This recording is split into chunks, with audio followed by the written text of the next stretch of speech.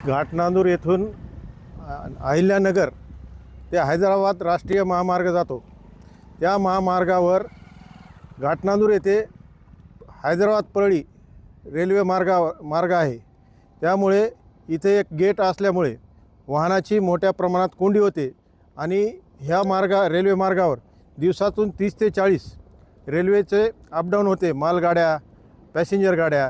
त्यामुळं प्रत्येक गाडीच्या वेळेस 20 ते 30 मिनिट हे गेट बंद राहते।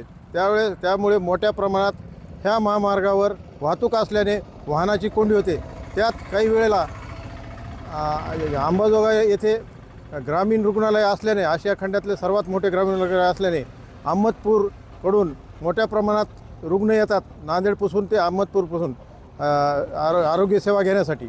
अशा वेळेस इथे गेट बंद असल्यामुळे अनेक वेळास ॲम्ब्युलन्स रोखून राहिल्याने अत्यावस्थ रुग्ण काही ॲम्ब्युलन्समध्ये त्यांना वेळेवर उपचार न मिळाल्यामुळे दगावले आहेत।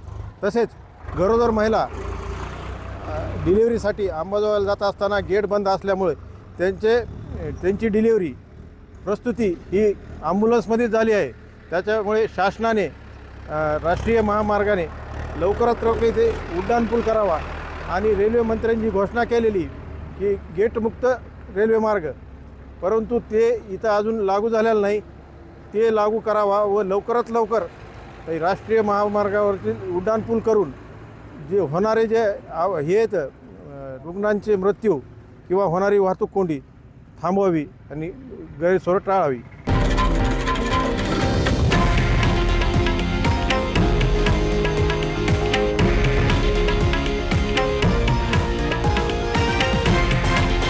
हे आहे देशातील नंबर 1 न्यूज नेटवर्क आणि आपण पाहत आहात TV9 मराठी, एकमेव।